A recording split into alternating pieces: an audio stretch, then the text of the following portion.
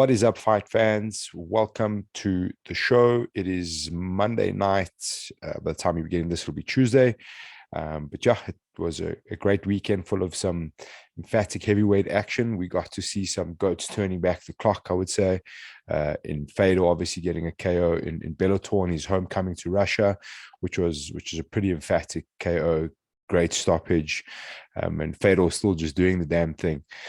Also had Rico Verhoeven in Glory, got a last-minute matchup. He was obviously supposed to fight Alistair Overeem, but was a great fight. If you haven't seen it, Glory is really, really cool to watch, especially with guys like Rico Verhoeven. And then, of course, Mariusz Pudzianowski in KSW with a huge KO over a mountain of a man, Senegalese wrestler, Bombardier. Which was pretty cool to see. Mariusz Pudzianowski just seems to be doing the damn thing. And, KSW with their exciting heavyweight matchups. And, of course, today, those of you who are following the story, a bit of heavyweight drama here locally with Tabani Mandabela. He put out a post basically saying that he's considering himself a free agent, still hasn't seen a belt since he became a heavyweight champion, which is all a little bit sad. Man, it's like, this is one of those things, I guess, as EFC fans, we're trying hard to kind of, give them the benefit of the doubt to navigate this period. And we know it's not easy. I guess there was obviously a problem with the belt at the time. But yeah, man, my feeling on it is that they've had a bit of opportunity to kind of correct that, which they haven't done. So I just want to get this. It's a tough situation considering all factors. Trying to be as liberal as I can when it comes to the EFC. Obviously, when he won the championship, there wasn't a belt available for whatever reason. Obviously, I don't think it's much of a secret by now, especially that the EFC doesn't give out belts like to every champion. You don't get a belt and you keep it and you take it home and you keep it perhaps like the UFC does. At a stage, there was a couple of belts, maybe 5 or 6 belts that were here, and it was more like a showpiece. You could keep it, do like a photo shoot with it or something like that, and eventually it had to come back. It was considered a floating belt. And back in the day, the guys would get rings and stuff like that. There was obviously a problem when Tabani fought for the title against Triple H Chikasa. I think by now we all know the circumstance of his father passing away and having to survive through that camp emotionally. I think he said there was a couple of other problems. They couldn't really go to the gym because of COVID, and training wasn't as intense as it should have been at parts and stuff like that, and still kind of showed up, and for those of us who were there, and I'm sure it came across on TV, like the raw emotion that he expressed in that win was something to behold. It was quite unbelievable, to be honest, like the way he reacted after the win, to see how much it meant to him, and then heartbreakingly to watch him not get crowned with a belt was very hard. It was very hard to watch. It was very hard as a fan. And I'm sure it was very hard for Tabani. He had said that he had promised the belt to take back to his family, which he never got to do. But I mean, that was then, and like I said, I feel like the EFC perhaps had an opportunity to correct some of these things. And why I say that is because I know there were belts at the Performance Institute at the last one. We saw them.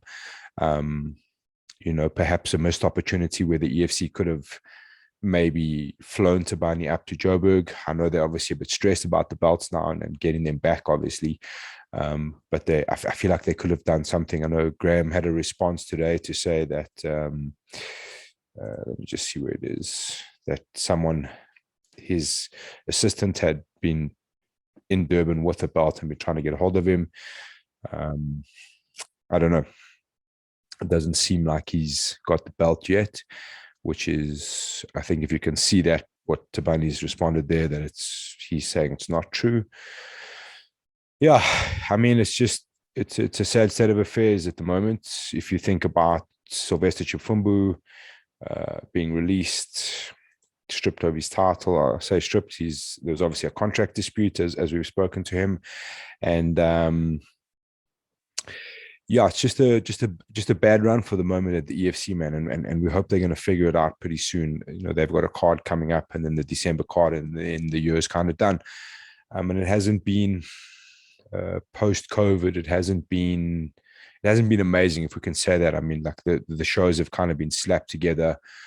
In the EFC's defense, they've had a lot of guys pulling out and a lot of last-minute fights. But again, there was a lot of talk today about money and stuff like that, and we can get into that. I mean, I think at some stage I'm going to try and get someone from the EFC to come and lay it all down and kind of discuss these things. Like fighter pay has been such a big talk for such a long time, and I don't think it's something that's unique to the EFC.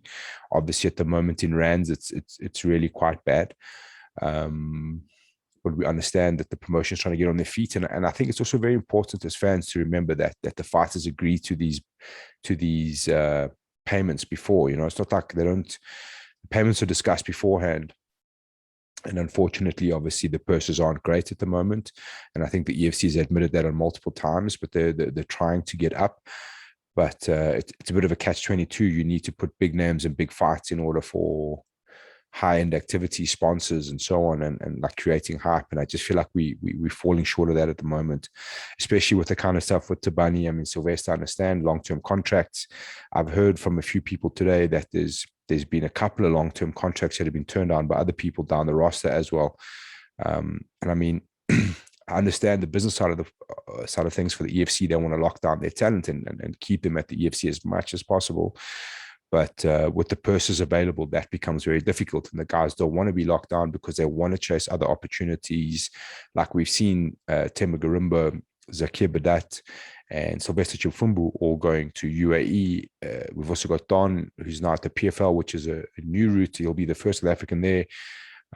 So a couple of new paths starting to open up for guys. So it's, the guys want to go chase money, and rightfully so. This is a tough game, and guys got to get paid for it. They can't be expected to be tied into long contracts with not great pay on offer. So it becomes a bit tricky. Hopefully, I mean, at the end of the day, we don't want to see the EFC fail. We want to see them flourish. I think that's the best for everybody. I'm just hoping they figure it out, man. I just wish they had handled this a little bit differently and corrected the wrong for Tabani. A heavyweight champion is always considered the pinnacle, the baddest man on the continent. Think about heavyweight boxers, Muhammad Ali and Mike Tyson and all your heavyweight champs, Francis Ngannou. Tabani's got such a great story as it is, and especially for that fight. I just feel like a bit of a missed opportunity where they could have flown him in. They've got belts now, and there's new belts on the way, and done a photo shoot with him and let him like maybe parade it or go down to Durban, let the EFC brass go down to Durban and take his belt and parade him for a weekend with the belt, let him go to his hometown and spend the weekend there and then take it back with you, if that's such a concern. I just feel like it's a bit of mismanagement in this situation, to be honest, and I feel like it could have been done a little bit better. The opportunity was there to correct it, and I think it's egos have been involved, and obviously this is being said and that's being said, and unfortunately it's come down to the point where it looks like we might lose another champion into Tabani Ndebela, or maybe they can figure it out, but let's hope it works out the best for both. If Tabani wants to move on and he's got opportunities elsewhere, hopefully he gets that opportunity to do that, and if the EFC decides that he has to stay on, hopefully he gets looked after a bit better. That's my thoughts on that. Anyway, Costa versus Vettori this weekend. That was an interesting one. Quite enjoyed it. Costa just rocked up and was like, I'm not going to make weight. I don't know about this. I'm a bit heavy. And I think at the end of it, he gave an excuse of like his bicep was torn. So that was preventing his weight cut and all sorts of weird things. But yeah, we'll get back into it. I'm joined by Cam Simon now. We're going to have a chat about Versus.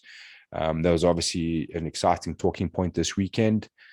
So I wanted to get young Cameron Simon on the line so he can chat to us about everything happening at Versus. How are you, sir? Why are you so skew? Must I turn you around? Please turn me around and turn yourself around. Get it Like together. that? There we go. Is that good? Awesome. I Cool like it. beans. Merchandised and ready to go. Hey, Versus on the chest, Yeah. ready to chat. How are you, young Cam Yeah. Simon? I'm very well. Thank you. And how are you doing? Are you good? I'm good, buddy. I'm good, buddy. Have you Awesome. recovered post-event stress and had a bit of a nap? And Yes, it's such a I don't think people understand how, through like the physical toll it takes on one's body hosting in an event like that. I got sick actually, so um, it was terrible. But I feel much better now. I slept well yesterday, and actually yesterday, some of our friends stayed over here, and they said it was so weird because it's the latest I've slept this year, and it was like 8:30. So they were like, "What? You're usually up by 4 or 5." So yeah, yeah, no, it was a hectic time, but yeah, good fun, good yeah. fun.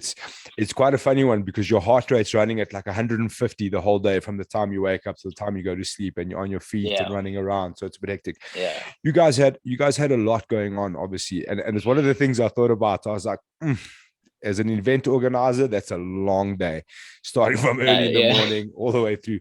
yeah, So just run us through, Cam. What was all exactly going on? Obviously, there was expos, there was seminars, there yeah. was grappling comps, and then it obviously colluded in the fight night in the end. So just kind of run us through Yes, for people that missed versus two, what they missed out yeah. on.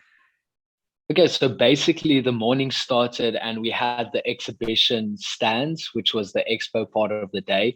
We had open actually the whole day. It was open from 8 o'clock in the morning right through until fight night.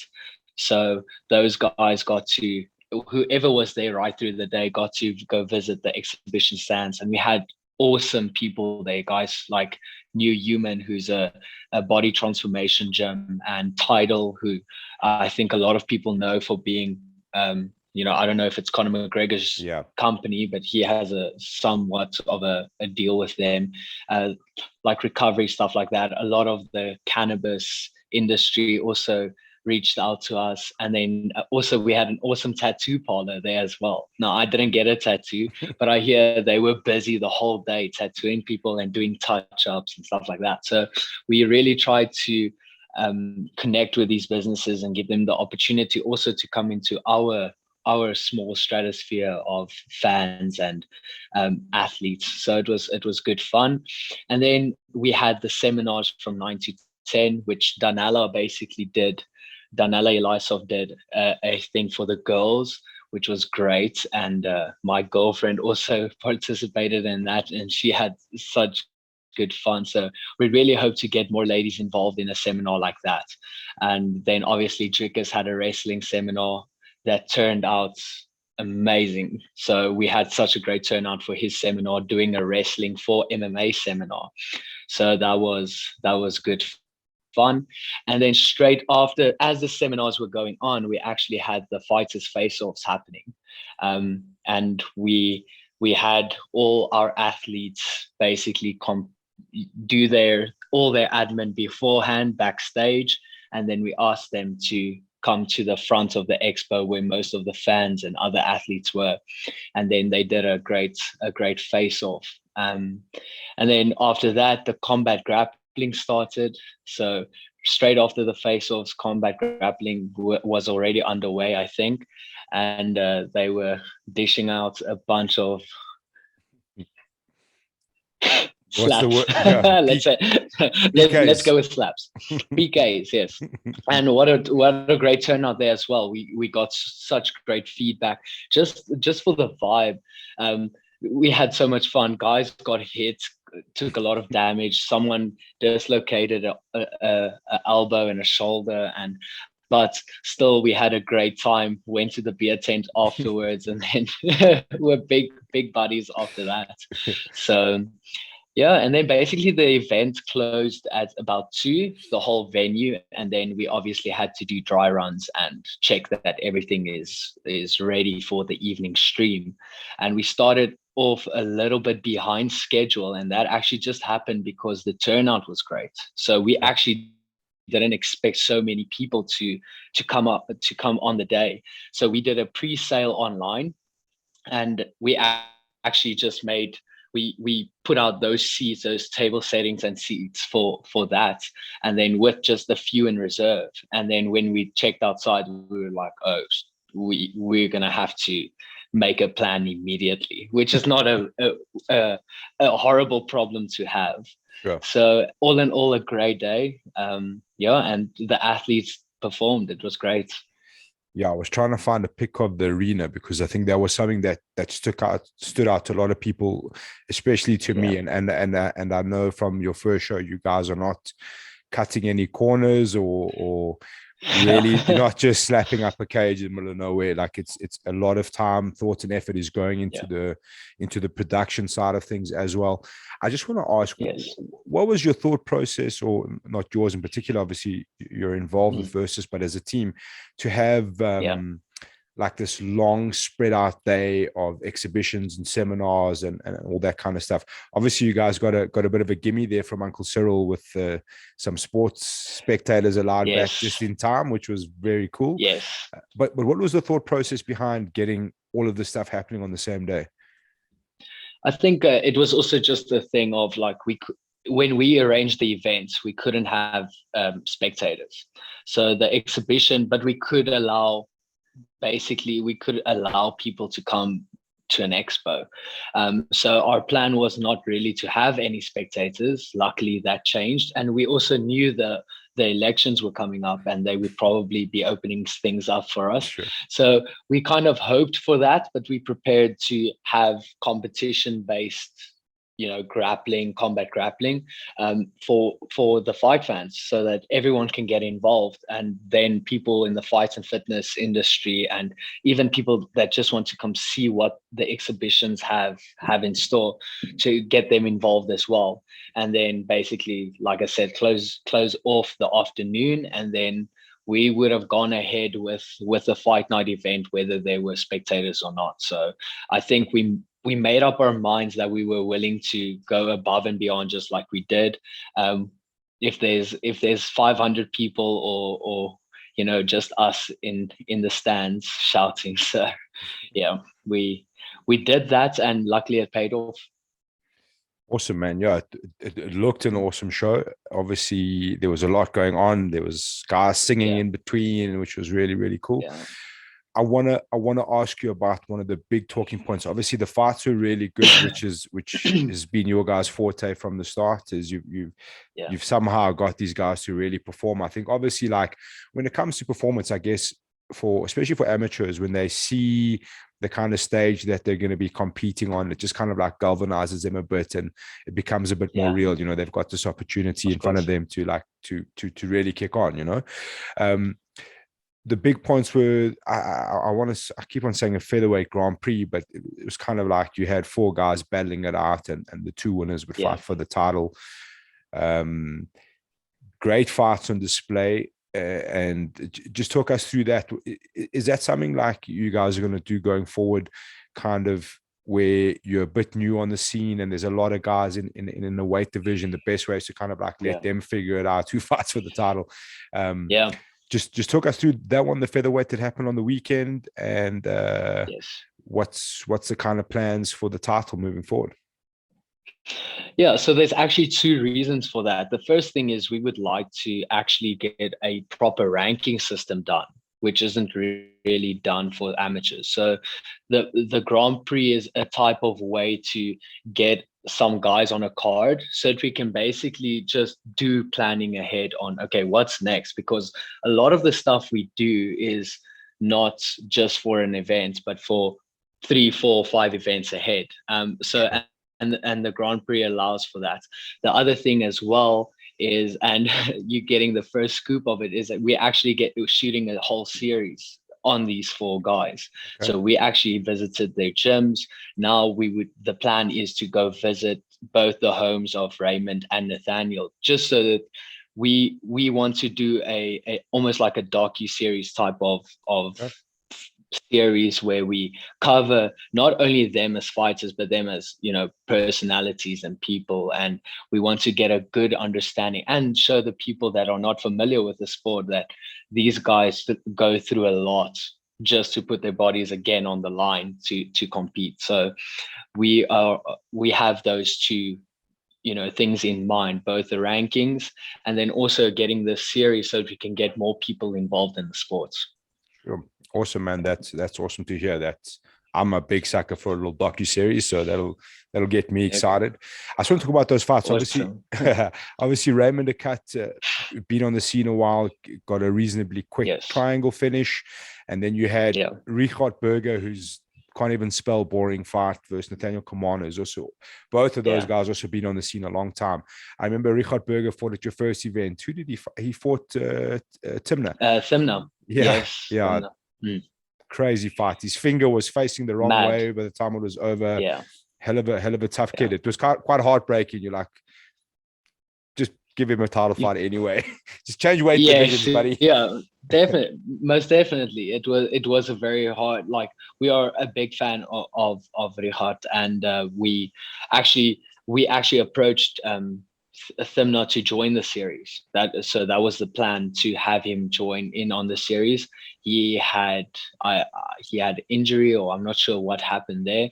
And then Richard was one of the guys we approached straight after that. So obviously we wanted the winner of Richard and Thimna to join. But that couldn't happen. But we have now this title fight upcoming, and our plans are to do it at the end of February, beginning of March. So that is, we haven't set out a date yet. Hopefully by the time this goes out, we have a fixed date. But when is this going out? No pressure, by the way, no pressure. Is this going immediately? Now that you said it, immediately. Okay. 10 minutes from now. But we will get confirmation in about a week's time for the next event, and then we want to really have Raymond Akat fight Nathaniel for the title on that card. We have a bunch of surprises for that card as well, things that we are trying to work on, which we won't disclose now, but things to look forward to.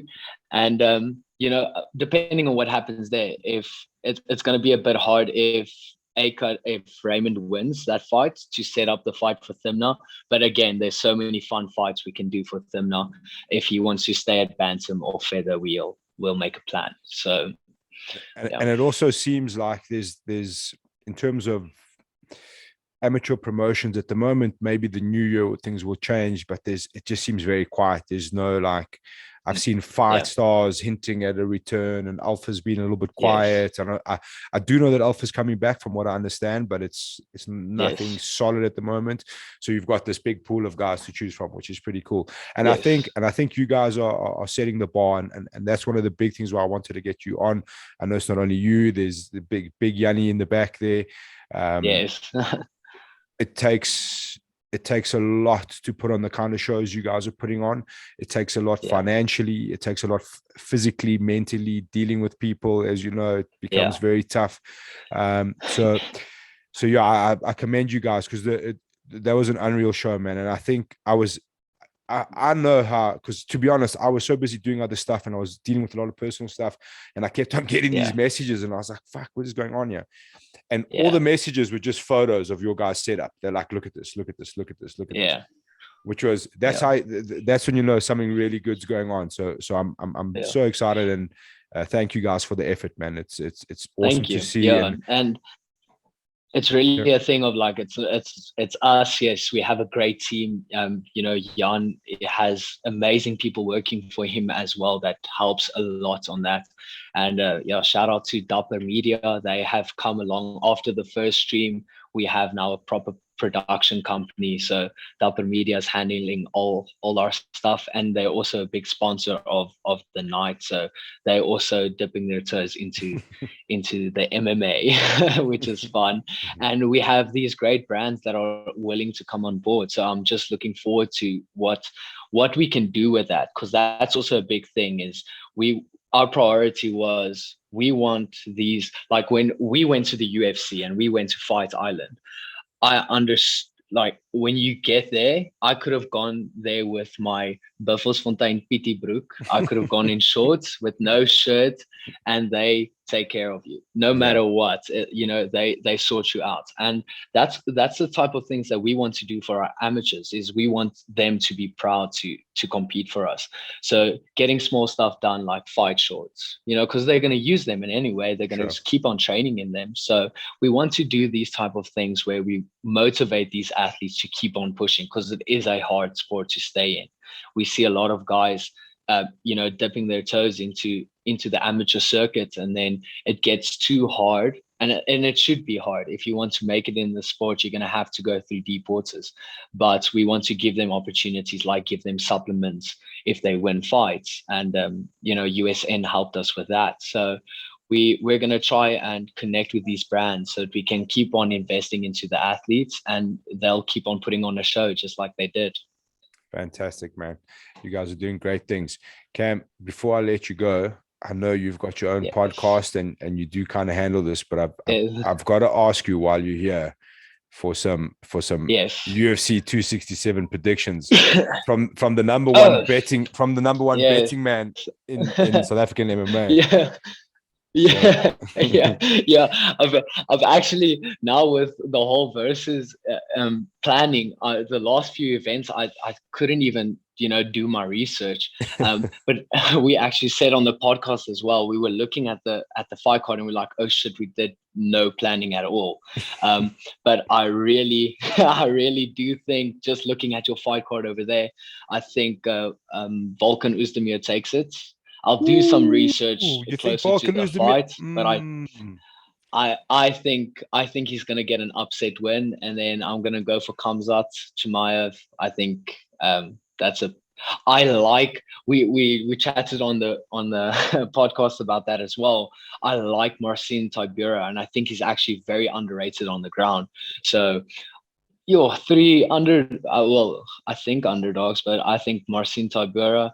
Then my heart wants to go with Dan Hooker, but my brain says pick Islam Makhachev. I think everyone's heart wants to go with Dan Hooker. Yeah, of course. And then I'm a massive fan of Corey Sandhagen. I also met him on Fight Island. He's such a cool guy. But Peter Yan is so dominant. That is on that card, that is the hardest fight for me to call. Who takes that fight? I think I'll go with Peter Yan. I think he's the safer bet, but my heart is with Corey Sandhagen. And then the main event is actually quite easy for me. I think Jan Blachowicz gets it done within 3 rounds. I think he's just going to overpower Glover Teixeira, and I think he'll get it done either KO or TKO. I don't think Teixeira's stand-up it's good, but I don't think it's on Blachowicz level. So also the age is a factor when it comes to Glover. To deal with that kind of power at that age, after the amount of miles on the body, is not easy. But so you guys heard it there. Bet the house. I'm gonna please, I'm gonna advise to consider Volkan Oezdemir versus Ankalaev. I don't know so much about Cam's picks on that one, but the rest I can all kind of agree with. Please don't bet the house, guys.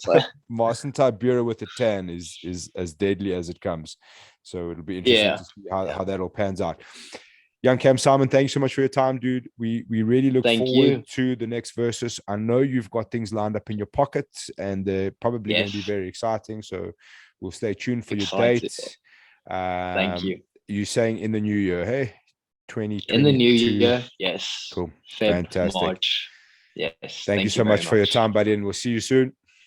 Awesome. Thank you for having me. Have a good night. You too. Ciao, buddy. Cheers. Bye-bye. Young Cam Simon setting it up for us on behalf of Versus. Yeah, great event. If you haven't seen it, it is still up on Versus Promotions YouTube. You can watch the entire fight card there. It was definitely pretty cool. Barring some very dodgy refereeing, it was a great show, and some great fights, especially those top 4 featherweights who will now go into the final. Those were some really, really good fights. I was talking before that about Costa versus Vettori, which was a super interesting one for me. Paulo Costa just arriving at on fight week and just being like, sorry, dude, can't make weight. And then it was 195, then 205, and it was all this kind of like saga, I guess. But big ups to Marvin Vittori for just being an absolute gangster and be like, I'll take the weight to whatever weight he wants, he's going to get a fight, which doesn't always happen. It doesn't always pan out that way. And I think when you arrive at weigh-ins like that and something's a bit strange and it's not all like your weight doesn't seem right, I don't think it ever really goes your way. It means that something's gone wrong in your camp. That's what I think personally. Nick Diaz, I think, is a bit of a bad example. Like, I don't think he really wanted to be there, but when guys show up at weird weights like that and they just haven't had it all together, it just kind of never really goes the way it should. But yeah, it was a pretty good fight at the end. I know they broke some records on output, significant strikes landed, and that kind of stuff. So it was definitely a really good fight and one to check out for sure. If you haven't seen it already, it was a pretty good fight. Both guys with some impressive chins, granite chins in there, which was really cool to see. Yeah, it'd be interesting to see a fully fit Costa and where do they go to from here with him. I know Dana's kind of said that he's going to have to go to 205, which is interesting. We'll see if that really works out. But yeah, it was a good weekend of fights. There were some fun fights in there. But yeah, the other thing I wanted to talk to you guys about was obviously Conor McGregor being back in the news. I know it's becoming a bit of a snooze fest, but it's like, it got me thinking this weekend, like, what do you do with Conor now? Like, I mean, I'm a big Conor McGregor fan, don't get me wrong, but it just seems like it's getting a bit tiring and it's getting a bit old, getting a bit tiresome. It seems like there's something going on there, like the party life is a bit hectic. But if he wants to come back and fight, I don't think he can kind of like call the shots anymore. You know, like, I must fight this person, that person. I know there was a bit of back and forth between Nate Diaz and Conor and Tony Ferguson and Conor, and to be honest, I think that's where the juice is. It's Tony Ferguson or the Nate Diaz trilogy, and I think the Nate Diaz trilogy is probably the one they're trying to figure out. I think that's like the real money spinner left in the UFC, especially I think out of Conor. I don't think there's too much left in him. You know, he just hasn't looked the same.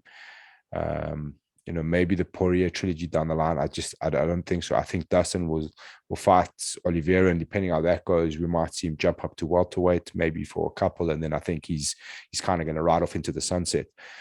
So it'd be interesting to see how they manage Conor from here, like what he does. He's for sure got to stay out of the news though and stop like beating random people. Like, that's for sure got to stop, Conor, please. But yeah, as to what they do from there, it's going to be super interesting. I think it's got to be Nate Diaz or it's got to be Tony Ferguson. Either of those would be pretty popping. But yeah, interesting scenario there. I wanted to just take a look at UFC 267 coming up this weekend. That's a great fight card. And obviously Cam gave his predictions. I just want to run through it and kind of give my take on what I think we're going to see. Obviously, like I said, starting off with Magomed Ankalaev. Ooh, internet's being a bit dodge. Versus, if anybody knows how to fix this, please DM me. It's so frustrating. It keeps on doing this. Versus Volkan Oezdemir. I think this is a great fight, but I honestly feel like it's designed for Muhammad Ankalaev to see exactly where he goes. I feel like Volkan Oezdemir is kind of at that almost like gatekeeper kind of situation now. Let's see if it'll open up this time. Yeah, there we go. So Magomed Ankalaev, I think South Africans will remember, or EFC fans will remember, he got that crazy knockout over champion Dolce with that front up kick up the middle, which was pretty intense. I just think this dude is so dangerous on the feet, man. He just brings it all the time. So he's strong, he's fast, he's super dangerous. I feel like Volkan Oezdemir has lost a bit of pace. He's definitely he's seen and done a lot.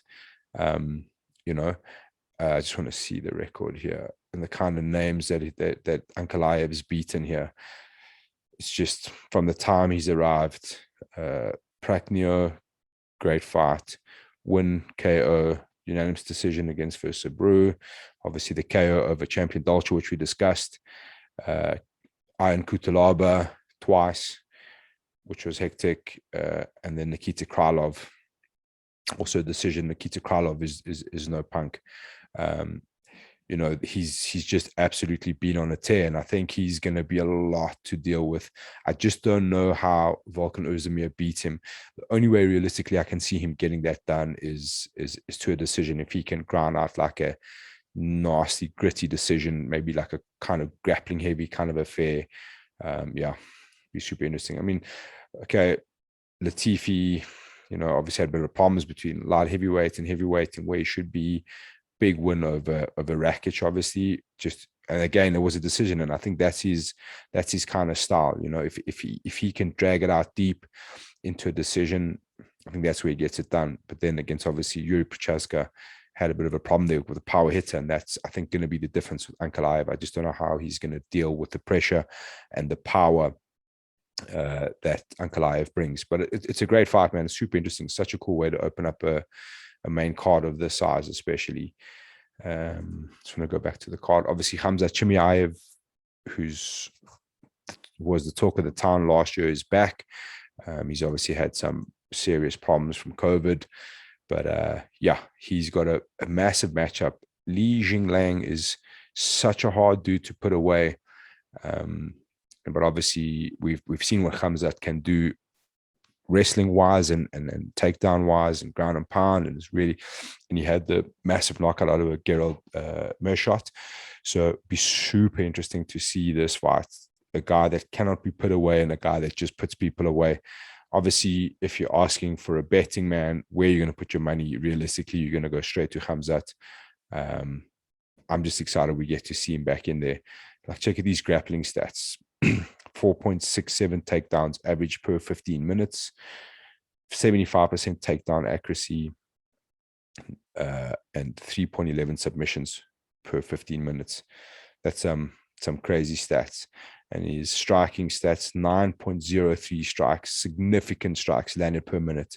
That's pretty intense, and I don't think you get to see that too often. And this is, don't forget, this is from a guy who's supposed to be a grappler, you know. 72% accuracy, is absorbed no punishment so far, 66% defense. Yeah, man, it's I feel like that's going to be a good night for Khamzat, and I think then we're going to start to really see him get tested from there. But yeah, just excited we get to see him back in a great card, obviously in Abu Dhabi, which has been very successful for him. He obviously had the quick turnaround, but yeah, that's an exciting fight. Okay, let's see what else is coming up. Alexander Volkov versus Marston Tabira.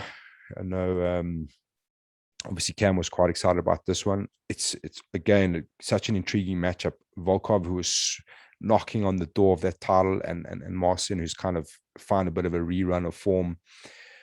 And I think Cam Simon might be right there. The key here, obviously, is for Volkov to keep it standing and keep it at a distance. You know, he likes to use those long kicks up the front to the body, long jab, long cross, and his striking is super accurate. But I think if Marston Tabira can find a way to close the gap and really affect his grappling, especially a top heavy ground game, if he can get to the ground and stay on top, I think that's where he'll win the fight.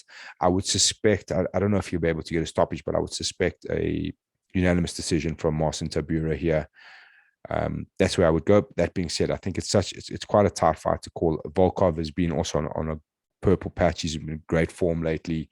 So great fight to see. But like I say, Suntan Marston Tabira is dangerous as all hell, man. This is the one that's going to have a lot of people talking. Marston Tabira versus Dan Hooker. Obviously, the situation with Dan Hooker, he's kind of a late-minute replacement. Islam Makhachev was supposed to be facing Rafael dos Anjos. And Dan Hooker was in quarantine for God knows how long. So he was like, well, I got to be in quarantine anyway. I might as well take the fight. And yeah, just straight up gangster shit, man. That's, I think, why everyone loves Dan Hooker. This is why he's a fan favorite, because he takes these dangerous fights, and realistically, it's a dangerous fight for Islam Makhachev. That being said, Islam is the same like Khabib. I just don't know how you beat him. Maybe good jiu-jitsu, maybe good striking, but Islam seems like the hybrid. He knows how to win the fight everywhere, and I think I'd like to see Islam stand up for a little bit, kind of entertain it for a while, and see where it goes to from there. But yeah, I think this is Islam's fight. That being said, we obviously know that Dan Hooker's biggest weapon is that apnea, especially that right knee. The guy's shooting takedowns.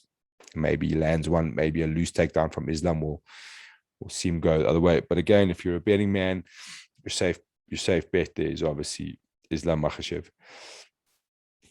Petr Yan, Corey Sandhagen, like Cam Simon said, this is a super, super, super tough fight to pick. I think both guys are desperate to win that title. Obviously, one to get the title back, and Corey Sandhagen to reach his goal of becoming a champion. This is, again, a change in opponent. It was supposed to be Aljamain Sterling. This one's going to be for the interim bantamweight title. I think two very deserving guys. I think Petr Yan is still widely considered the champion, but it's going to be super interesting to see how this works. Corey Sandhagen, who's got the ability to win a fight all over the place. He's got so many tools. And if we just look at the height, 5'11" versus 5'7", I think if Corey can figure out a way to keep Petr Yan at a distance, it's going to get super interesting. That being said, I think Petr Yan is so good on how he closes that distance with like good combinations. He uses like that looping right hand and ducks in and closes the distance if he needs to. Powerful striker, compact, very neat, very tidy. Super exciting fight. I don't know about this one, man. Again, if I'm a betting man, I'm going to stick to Petr Yan just purely based on I think he's riding that momentum of the high-end challenger.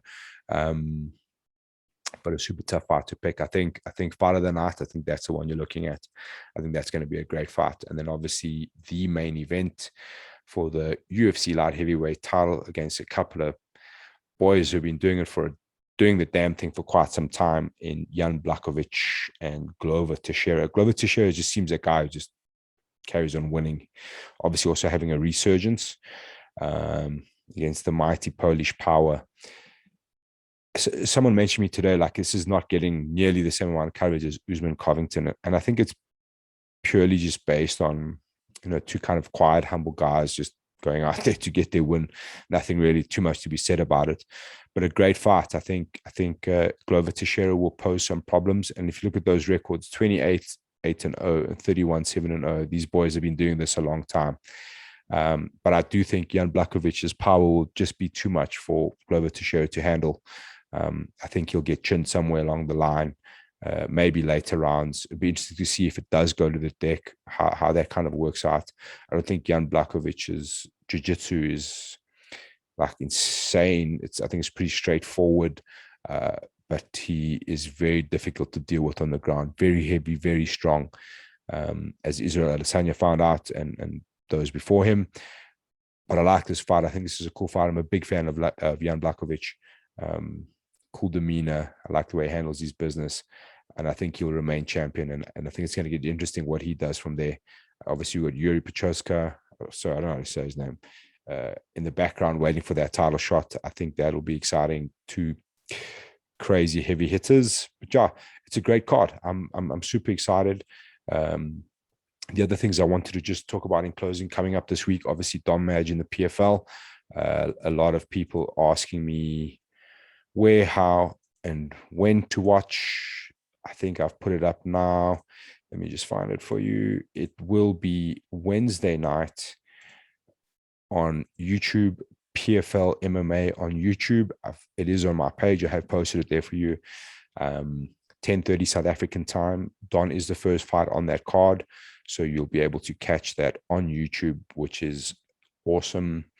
The main card will be on ESPN or ESPN2 on DSTV, one of the ESPNs. There's only two of them, from 12 o'clock if you want to carry on and stay tuned to the PFL. I think we're all going to get a little bit more married to the PFL now with Don being there. Yeah, we wish Don the best of luck. He looks like he's in incredible shape.